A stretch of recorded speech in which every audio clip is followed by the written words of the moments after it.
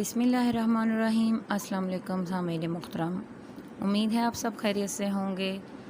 उर्दू जमात दहम की हवाले से आज हमारा मौजू होगा हिस्सा गज़ल। हिस्सा गज़ल में सबसे पहली जो हमारी गज़ल है, मुसीबत भी राहत फ़ज़ा हो गई।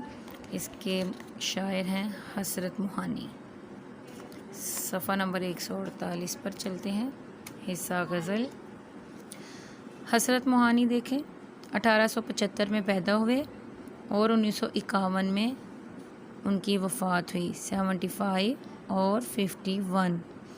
इनकी तारीख़ पैदाइश याद रखने का बहुत आसान तरीका है जो मैं आपको बताती हूँ। अगर फ़र्ज़ करें हम देखते हैं 1875, अच्छा तो इसके आगे क्या आता है? 1876, 76 में कौन पैदा हुआ? जहन दोहराएं, पता चलेगा जी। कायद आज़म बानिए पाकिस्तान 1876 में पैदा हुए थे। ये उनसे 1 साल बड़े थे 1875 में। इसी तरह आगे देखें 1877 में कौन? शायर मशरिक़ अल्लामा इकबाल। ये देखें, आपको अब याद करना बहुत आसान हो जाएगा कि 1875 में हज़रत मोहानी पैदा हुए। उनके 1 साल बाद कायद आज़म की पैदाइश हुई और 1 साल बाद तकरीबन अल्लामा इकबाल दुनिया में तशरीफ़ लाए। और वफ़ात देखें 1951 में इनकी हुई। अल्लामा इकबाल तो खैर जल्दी अल्लामा इकबाल 1938 में वफ़ात पा गए थे। कायद आज़म 1948 में वफ़ात पा गए और हसरत मोहानी 1951 में। देखिए पैदाइश उनकी साल का वक्फ़ा है और वफ़ात में थोड़ा ज़्यादा है, लेकिन याद रखने में आसानी हो जाएगी कि 48 के बाद 3 साल बाद हज़रत मोहानी का इंतकाल हुआ। हज़रत मोहानी का असल नाम सैयद फ़ज़लुल हसन था। ये बोर्ड पैटर्न के मुताबिक जो है वो आपको सवाल आ सकता है MCQs में मारूज़ी की सूरत में कि सैयद फ़ज़लुल हसन किसका नाम था, तो आपको पता होना चाहिए हज़रत मोहानी। हसरत उनका तखल्लुस था, असल नाम ये था। आप यूपी के कस्बे मोहान में पैदा हुए। यूपी क्या होता है? अक्सर बच्चों से पूछा जाए तो वो पता नहीं, वो यूरोपियन कंट्री पे पहुंच जाती हैं। यूपी होता है उत्तर प्रदेश, ठीक है, भारत में है। तो वहाँ का एक कस्बा है मोहान, वहाँ पैदा हुए। अब देख इसी निस्बत से मोहानी कहलाए। जैसे अगर लखनऊ में कोई पैदा हो तो अपने साथ लखनवी लगा लेता है, कोई दिल्ली में पैदा हो तो साथ दिल्ली लगा लेता है। MAO कॉलेज अलीगढ़ से BA किया। कुछ अरसा अदबी रसाला उर्दू मौला निकालते रहे, यानी कि शाया करते थे। फिर उनकी बागियाना तहरीरों की वजह से अंग्रेज़ हुकूमत ने ये रसाला बंद कर दिया। बागियाना तहरीरें क्यों थी इनकी? ज़ाहिर है कि ये मुसलमान थे, मुसलमानों की हालत पर थे, कुड़ते थे और फिर उनका रसाला भी था, उसमें लिखते थे। तो गवर्नमेंट कौन थी? अंग्रेज़ थे। अंग्रेज़ों को बहुत गुस्सा आता था कि हज़रत मोहानी क्यों हमारे ख़िलाफ़ लिखते हैं, लोगों को उकसाते हैं, इंतशार का खदशा होता है, इसलिए उन्होंने ये रसाला बंद कर दिया था। हज़रत मोहानी तहरीक आज़ादी के अहम रहनुमा थे। आज़ादी की तहरीक में बढ़ चढ़ कर हिस्सा लेते थे और बरतानवी साम्राज्य की मुखालफत की वजह से उन्हें तवील अरसे तक कैदोबंद की सऊबतें बर्दाश्त करनी पड़ी, ठीक है, मुसीबतें, कैद, जेल वगैरह में डाल दिया जाता था। इस ज़माने में कैद बामुशक्क़त इंतहाई सख्त और तकलीफ़ देह होती थी। कैद बामुशक्क़त एक तो होती है कैद कि कोई जुर्म किया, चले जी मुलजिम को पकड़ के जेल में डाल दिया। एक होती है कैद बामुशक्क़त, यानी कि जिसमें आपको मेहनत वाला कोई काम भी दिया जाता है, पहाड़ तोड़ें, पत्थर काटें, दरख्त की लकड़ियाँ या बड़े बड़े मेहनती जो काम है वो करवाए जाते हैं। लेकिन हज़रत मोहानी को क्या कैद बामुशक्क़त में सज़ा मिली? रोज़ाना 1 मन गेहूँ दस्ती चक्की पर पीसना पड़ता था। गेहूँ कहते हैं गंदम को। 1 मन होता है 40 किलो। 40 किलो एक पूरी बोरी होती है और दस्ती चक्की आपने देखा होगा, इससे हाथ से उसका हैंडल घुमा घुमा के 40 किलो वो गेहूँ पीसते थे। बहुत मेहनत तलब काम था, लेकिन कलमा हक से कभी भी वो पीछे नहीं हटे। हज़रत मोहानी का ये शेर इसी ज़माने की यादगार है, यानी कि जब आप जेल में थे तब आपने ये शेर कहा। गज़ल है जी इनकी। सबसे पहले आपका गज़ल पढ़ने का मकसद क्या है कि हज़रत मोहानी के शेरी उसलूब से वाकफ़ियत। असलूब नहीं कहना, ठीक है, अलिफ के ऊपर पेश उसलूब कि उनका तरीक़ेकार क्या था, कि वो कैसे की शायरी करते थे। फिर तलबा में गज़ल की हैत का इदराक, حیت کیا ہوتی ہے؟ ظاہری بناوٹ، کہ غزل دیکھنے میں کیسی ہوتی ہے۔ ادراک کا مطلب شعور۔ حضرت موہانی کی اسیری، اسیری کیا ہوتی ہے؟ قید، اور قید ما مشقت کے ذکر کے ساتھ ان کی حبسیاتی شاعری کا تعارف۔ حبس زدہ، گھٹی ہوئی شاعری، ظاہر قید میں تھے تو پھر ان کو گھٹی ہوئی شاعری کرنا پڑی تھی۔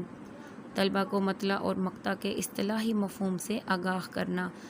مطلع کیا ہوتا ہے؟ غزل کا پہلا شعر جس میں کہ قافیہ یہ اور ردیف ہو۔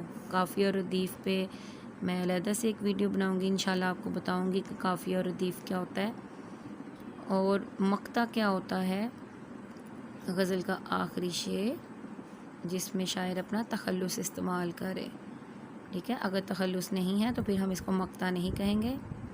مطلع طلوع، نکلنا، آغاز، اس لیے پہلا شعر ہوتا ہے مطلع، اور مقطع قطع، کاٹ دینا، ختم کر دینا۔ جو آخری شعر ہو اس کے بعد ظاہرہ غزل ختم ہو گئی ہے تو وہ مقطع کہلاتا ہے۔ غزل کا پہلا شعر دیکھتے ہیں۔ مصیبت بھی راحت فضا ہو گئی ہے، تیری آرزو رہنما ہو گئی ہے۔ مصیبت کا مطلب مشکل، پریشانی، تکلیف، دکھ۔ راحت فضا، خوشی بڑھانے والی۔ تیری آرزو، تیری تمنا۔ رہنما یعنی کہ رہبر، راستہ دکھانے والی۔ رئیس المتغزلین کے لقب کے حامل شاعر حسرت موہانی عمدہ زبان و بیان کی خوبیاں رکھتے ہیں۔ اس غزل میں حسرت موہانی کہہ رہے ہیں کہ جب سے تیری تمنا میری رہنما ہو گئی ہے، جب سے میں تجھے چاہنے لگا ہوں، ہر مشکل، ہر پریشانی میرے لیے مشکل اور پریشانی نہیں رہی بلکہ میری خوشی بڑھانے کا باعث بن گئی ہے۔ حسرت موہانی کہتے ہیں کہ جب انسان کسی سے سچی محبت کرتا ہے تو وہ اپنی محبت کی راہ میں آنے والی ہر مشکل اور بڑی سے بڑی مصیبت کا مقابلہ کرنے کے لیے آمادہ ہو جاتا ہے۔ چونکہ میں نے بھی کسی کو اپنا محبوب ٹھہرایا ہے، کسی کی آرزو اور تمنا کی ہے، اس لیے مجھے اپنے اس عشق کی راہ میں آنے والی کوئی بھی مصیبت محسوس ہی نہیں ہوتی۔ وہ غالب کا شعر ہے، وہ ہم حوالہ جاتی مواد کے طور پر شامل کریں گے۔ رنج سے ہوگر ہوا انسان تو مٹ جاتا ہے رنج۔ میں آپ کو لکھ کے بھی دکھاؤں گی بعد میں تاکہ آپ لکھنے میں غلطی نہ کریں۔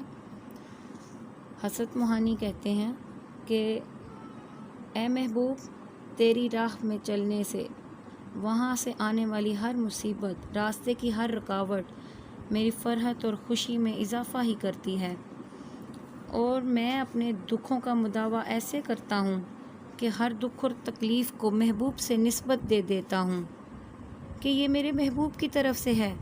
تو جب ہمیں اس کا پیار ملتا ہے تو ہم خوش ہوتے ہیں، تو ہمیں اب اگر محبوب کی طرف سے کوئی دکھ، مصیبت یا درد ملے تو اس کو بھی ہم خوش دلی سے ہی قبول کرتے ہیں۔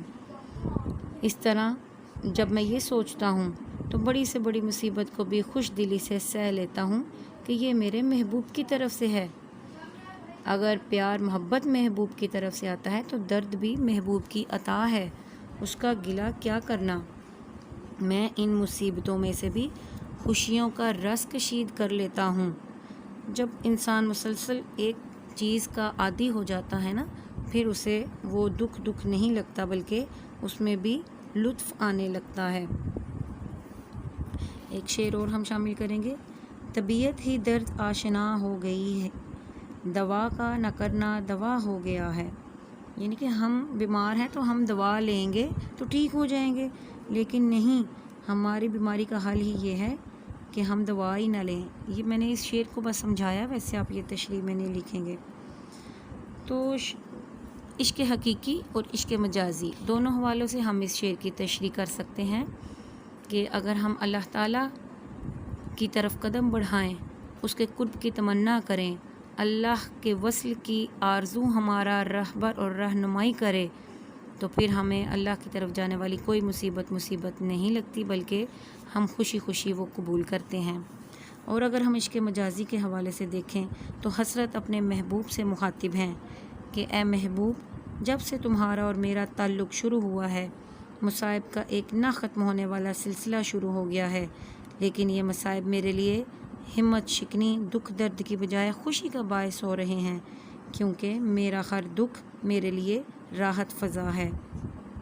شاعر اپنے محبوب کے عشق کو رہبر، قائد اور رہنما قرار دے کر انہیں خراج تحسین پیش کر رہے ہیں کہ میں اپنی زندگی کے ان معاملات میں خوش نصیب ہوں کہ تیری آرزو کی ہے، اس لیے اب کوئی مصیبت میرے لیے مصیبت نہیں ہے۔ جی سامعین، یہ دیکھیے غزل نمبر 1 حسرت موہانی کی، اور یہ شعر میں نے آپ کو لکھوایا تھا۔ رنج سے خوگر ہوا انسان تو مٹ جاتا ہے رنج، مشکلیں اتنی پڑی مجھ پر کہ آسان ہو گئیں۔ دوسرا شعر آپ یہ لکھیں گے، طبیعت ہی درد آشنا ہو گئی، دوا کا نہ کرنا دوا ہو گیا۔ ایک اور شعر اس حوالے سے بہت اہم تھا، اگر آپ یہ بھی آخر میں شامل کر سکتے ہیں تو بہت اچھا ہے۔ آلام روزگار کو آسان بنا لیا، علم کی جمع آلام یعنی کہ دکھ درد غم، آلام روزگار کو آسان بنا لیا، جو غم ملا اسے غم جانا بنا دیا۔ ویڈیو لائک کریں، پسند آئے تو شیئر بھی کیجیے۔ اللہ حافظ۔